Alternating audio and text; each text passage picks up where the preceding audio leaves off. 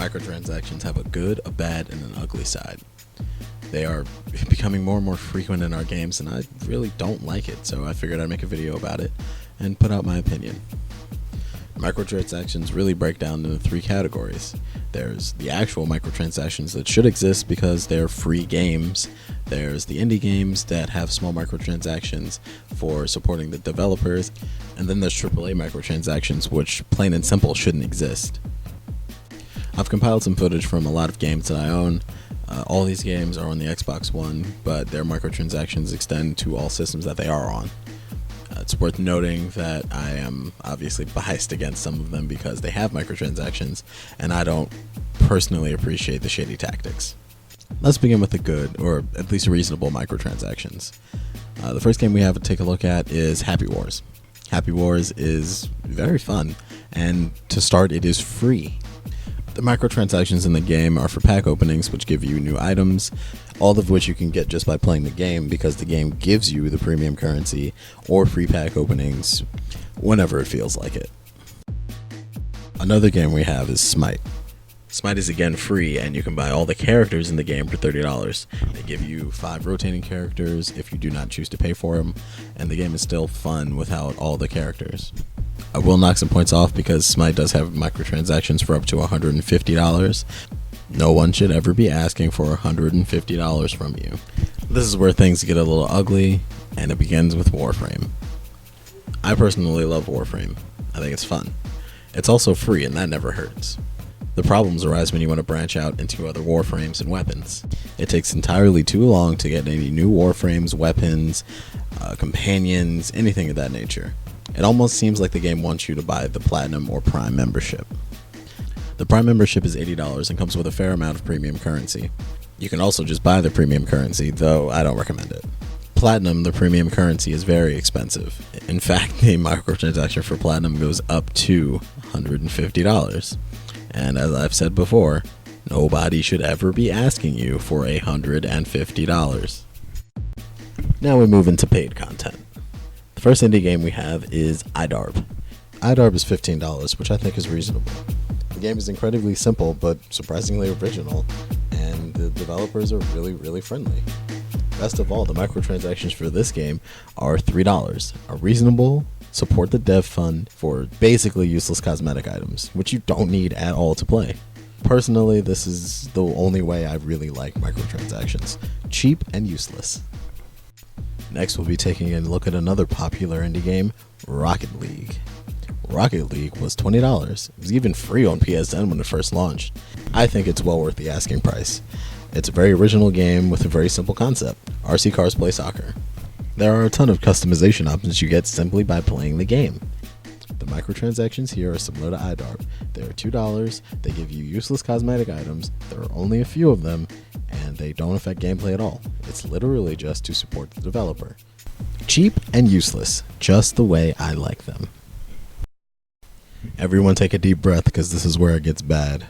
I'm going to start this section by simply stating that no game that I paid $60 for needs microtransactions. At that point, they're literally just extra money you want to make because you are greedy. I don't know how else to phrase that. That being said, let's just get this over with because I'm already a little angry. GTA 5. I've been playing GTA 5 since the day it came out. I remember the weird glitches you could do to get infinite money and the IP address thing where cars were $2, and it was a grand old time. It really was. And then Rockstar began to eliminate these glitches one by one until we were forced to make money the good old-fashioned way, by doing the missions. Honestly, I don't know why they had to fix any of them at all because money really didn't do anything but buy you guns, and nothing was so overpowered that you couldn't make do with it. And then the game was re-released on Xbox One, and I realized why they got rid of all the money-making glitches. See, it was around the same time that they started giving us a lot more free content. And lo and behold, all the free content was stupidly expensive. It began with clothes, and then there were cars that were worth $2 million, and then there were monster trucks and boats and helicopters, and then finally we reached the infamous yacht. Let's be real. Nobody wants the little tiny $6 million yacht. Everybody wants the $8 million yacht. Then you want to customize your yacht. You want to make it your yacht. They give you lights. They give you paint. They give you railings. and they let you name it. Put your own flag on it. Whoopee, it's your yacht. Except it cost $8 million. Oh, and if you want to do any of the fun customization stuff, it's going to cost you almost another $2 million. There is no way to make that much money in GTA Online. And not easily anyway, and I don't feel like grinding heists for months to get a stupid boat. And there isn't a doubt in my mind that that price point isn't random. $8 million just so happens to be GTA's largest microtransaction. Or, let's be real, macrotransaction. The $8 million macrotransaction is $100.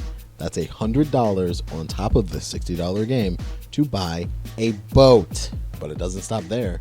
Since then, they've released extravagant $1 million apartments, which you can change the furniture in, which is something we were promised earlier in the game. I don't think it's a coincidence that literally no one I know plays GTA anymore. Unfortunately, the fun doesn't stop there. Halo 5. Now, Halo is near and dear to my heart as a child. Before I started playing online, I would just go through the Halo 3 campaign over and over again for weeks on end. It was great fun. And then I discovered online multiplayer, and it got even funner. And then Bungie stopped developing Halo, and I said, no, we'll give 343 a chance. They can make a decent game. And then Halo 4 was kind of lackluster and not really all that good. But I said, no, they can bring it back. And then I saw the development news for Halo 5, and I was like, yeah, that's better. Go back to what it's supposed to be. And then the game came out, and I was really excited, and I started playing it. And then I saw pack openings. My heart sunk. There's no reason in the world Halo needed pack openings. So I took me a gander in the customization, and it turns out there's like thousands of things you can unlock, but they all come from packs. And I looked a little deeper, and you can buy packs for $3. And then I realized it was just a scheme to get me to pay more money for a $60 game. And what's even worse is, I looked recently, and you can pay for 50 packs for $100, which is just outrageous. No, bad. AAA game, stop, please. I honestly don't know why you need to put microtransactions in AAA games. You guys have humongous budgets. Humongous. You're not four college dudes who want to make some extra money by developing video games. You're professionals. You don't need to put microtransactions in these games. And then I saw something that would destroy my faith in the integrity of game developers forever. I checked out the weekly sales on the Microsoft Store, and I saw nothing but virtual currency. There was a discount on $100 worth of NBA virtual currency, and there was also, lo and behold, GTA 5 bundled with the $100 shark card. It honestly almost made me want to throw up. These are $60 games being bundled with microtransactions, and they're calling it deals now. Oh, save yourself some money. Yeah, just buy the thing, please. Buy. We need your money. Buy it. Dude, what? Please, stop. No, I don't want to buy it. I just want the game. I want the game to be good. Please. Not in recent history has there been a good game with microtransactions. Universally accepted Game of the Year last year, The Witcher 3, had no microtransactions. The Witcher 3 prides itself on the success of its gameplay, which is the most important thing. But no, you want to make it about the money, and I don't need that. I don't want that anywhere near $60 games. Unfortunately, shortly after Halo 5's release, Microsoft released a press report saying that people spent millions of dollars on their microtransactions, which they shouldn't have done, and that's a mistake. We have to speak with our wallets, though. We can't support mediocrity. Now, there are a few things that I wanted to touch on that I completely forgot. The first was FIFA Ultimate Team. FIFA Ultimate Team is another game which supports pack openings. Funnily enough, though, in its inception, it didn't even have FIFA points where you could buy them with real money.